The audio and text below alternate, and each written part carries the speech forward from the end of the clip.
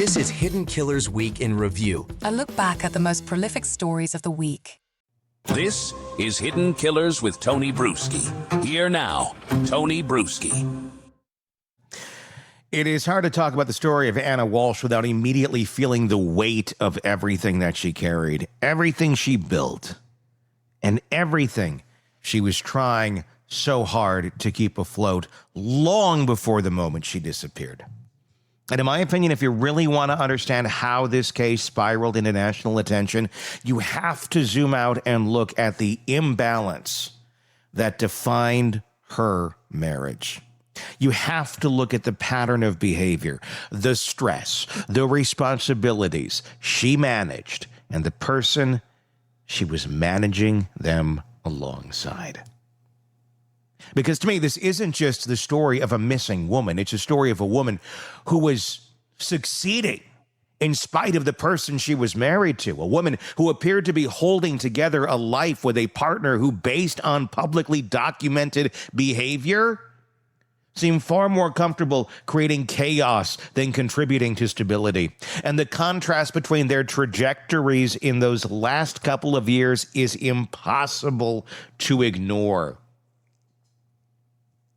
Tell me your thoughts in the comments section as we get into this. YouTube is where to do that. Search Hidden Killers with Tony Bruschi and hit subscribe there as well. Really appreciate that. We're trying to get to 100,000 subscribers. We're getting close. We're over 80 now. So please, really trying to do that. Maybe by the end of the year with your help, if you can hit subscribe on YouTube. And again, thank you so much for that. By all public accounts, Ana was someone with direction. She was someone with drive, someone colleagues admired, someone employers trusted, someone with a reputation for reliability, ambition, and resilience. And juggling 3 kids, 2 states, a demanding job, and a husband already tangled in a federal fraud case. She did it all while projecting strength. Something I'm going to guess he knows nothing about and also probably couldn't stand. Meanwhile, the man she was legally tied to, Brian Walshe, brought something very different into that home. Now, this is my opinion based on publicly reported facts. Brian's documented history paints the picture of someone with a long pattern of deception, instability, and choices that consistently pulled him away from responsibility rather than towards it. So it's no shock that we are where we are.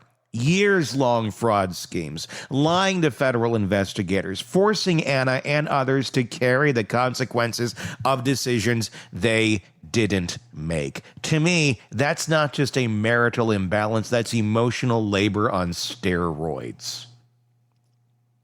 A dynamic where one person is building, and the other is draining. And when you're left trying to raise a family, that dynamic becomes suffocating. I've been there. As Ana accelerated in her career, earning promotions, taking on more responsibilities, expanding her role in Washington, D.C., Brian's world narrowed into probation requirements, restitution demands, and legal consequences. And in my opinion, when a partnership becomes that lopsided, it creates a predictable emotional environment, pressure on one side, fear and insecurity on the other. You don't need a psychology degree to recognize what appears to be a classic pattern. One partner flourishing, the other struggling, one growing, the other stagnating. One moving upward, the other locked in place. And when someone already has a history of deceit and manipulation, that kind of imbalance can trigger exactly the kind of fragile, defensive, spiraling behavior prosecutors have described in this case. So when New Year's Eve 2022 came around, the last time Ana was seen alive, she reportedly didn't seem fully herself. Friends have said she appeared distracted, stressed, and when someone's life is as overloaded as hers was, those signs matter. Then she went home. A home that by January 1st, prosecutors allege became the scene of something violent and irreversible. And they're telling the moment Ana walked through that door, she was stepping into a situation already shaped by Brian's past choices. And their allegations, paired with the forensic evidence revealed publicly, paint a grim picture. But my own opinion is shaped just as much by Brian's behavior after Ana's disappearance as by what prosecutors say happened before it. Because from the moment Ana was last heard from, Brian's actions, those that have been publicly documented, do not resemble the actions of a husband in crisis. They resemble the actions of someone managing a narrative, someone constructing an alibi, someone responding not to the fear of a missing wife, but the fear of being questioned. This is what strikes me. When a spouse disappears, the first instinct of any emotionally grounded, responsible partner is alarm, panic, calls, searches. But prosecutors say Brian didn't report Ana missing. Her employer did. And to me, that alone says something important about who Ana was and where the center of responsibility in that marriage existed. The timeline prosecutors have laid out shows Brian claiming he believed she left for a sudden work emergency, yet he never contacted anyone to verify that, never checked travel records, never reached out to her job. That lack of initiative is, in my opinion, consistent with the broader pattern of avoidance and passively present throughout his documented history. Then there's the shopping trip. The images prosecutors entered into the record showing Brian pushing a cart of cleaning supplies, mops, tarps, buckets, gloves, chemicals are, in my opinion, extremely difficult to reconcile with innocence. And when combined with the Google searches, yeah, remember those? Some of the worst we've ever seen.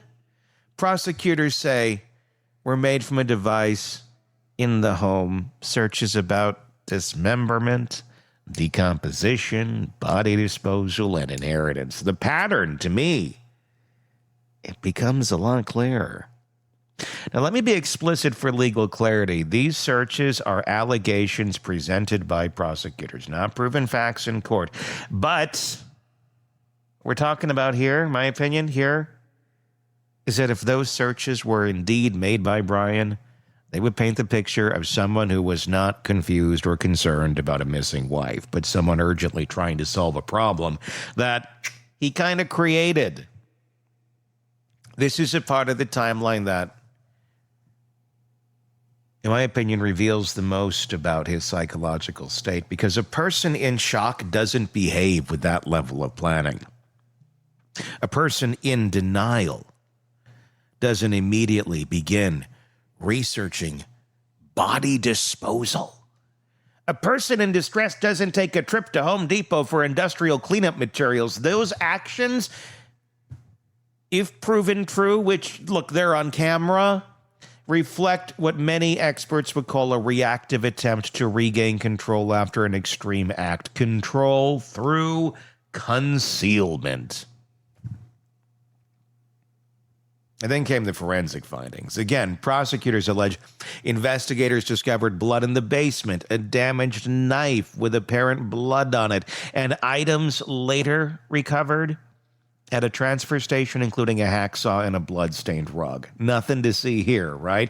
I'm not stating these things as proven facts. I'm stating what prosecutors have publicly claimed. But if those items are connected to this case, as they allege and appear to be, they point to deliberate attempts to handle a physical aftermath. The psychological interpretation here, in my opinion, is that when someone who depends on manipulation for emotional survival is suddenly confronted with consequences they cannot escape, they don't collapse, they adapt. And adaptation in this context looks like concealment, fabrication, and delay. Which brings us to his interactions with law enforcement. Based on the prosecutor's statements, Brian's timeline and explanations contained a lot of contradictions. Video evidence reportedly disproved some of his claims. This again reflects a pattern documented through his past legal issues, a reliance on improvisational deception, an assumption that he could talk his way through everything. Because he's likely done it in the past. That confidence or arrogance, depending on your interpretation, is, in my view, part of the psychological profile that makes this timeline feel so chilling. Because if you've spent years believing you can manipulate systems, people, and reality itself, and maybe he has, you eventually believe you're immune to consequences. And then came the competency claim. This year, in 2025, weeks before the trial, Brian's legal team requested an evaluation, claiming he might not be mentally fit to participate in his defense. Prosecutors countered that his documented behavior showed no signs of impairment. After a full evaluation, the judge agreed he's competent. It was an act. The competency motion, regardless of intent, resembled another delay tactic, another attempt to create confusion, another attempt to buy time, another instance of a man with a long history of postponing consequences, doing everything possible to shift the narrative again. But that tactic didn't land. He was found competent. The trial is moving forward. And now, looking at the full timeline, from the years of financial instability to the emotional imbalance to Anna's rising career to the alleged violence to the alleged cleanup to the alleged lies to the attempted delays, I think the coherent picture emerges. Not a proven fact pattern, but a behavioral one. One that we see here is a portrait of a relationship where one partner was consistently the adult and the other was consistently the liability. One was building a future. The other was trying to outrun a past. One was rising. The other was drowning. And when someone who depends on control feels that control slipping, especially when they already have a documented pattern of dishonesty and manipulation, the resulting behavior can turn volatile. Prosecutors allege that's what happened here. And based on the evidence they've described publicly, the timeline they've constructed, and the behavior they've documented, I can understand why they believe that. When Anna disappeared, the world immediately felt the weight of her absence. Colleagues knew something was wrong. Friends were concerned. Her employer reported her missing. Her digital life went silent. And meanwhile, her husband, according to prosecutors, was making purchases, researching disturbing topics, and giving investigators explanations that didn't align with objective evidence. As painful as it is to say, the behavior that prosecutors attribute to Brian after Anna vanished is not the behavior of a man overwhelmed by worry. It's the behavior, in my interpretation and most, of someone overwhelmed by consequences. And now the system is doing what Anna no longer can, holding him accountable. The trial will bring every allegation into the open, every timeline, every forensic detail, every inconsistency, every purchase, every device log, every witness account. It will all be examined under the harshest light imaginable. But no matter what the verdict ends up being, I believe the timeline itself tells a story. A story of a woman who deserved far better than the instability surrounding her.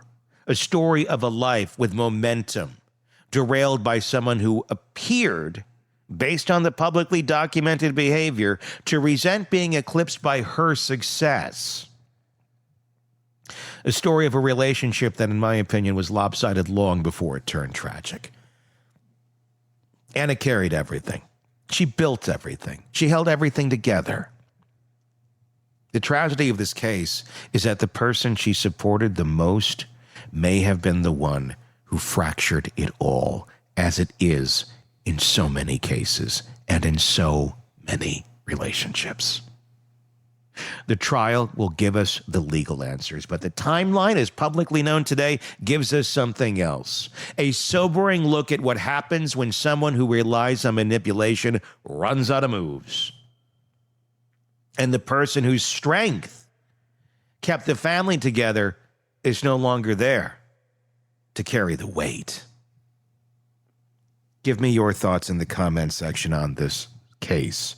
We're going to keep following it for you as this trial now is about to get started. He's competent. Jury selection begins soon, and we're going to be there every step of the way. So please do press subscribe so you don't miss our coverage of this trial, the case, as it continues to move forward. My name is Tony Bruschi, and we will talk again real soon. Want more on this case and others? Then press subscribe now and don't miss a moment of true crime coverage from Tony Bruschi and the Hidden Killers podcast.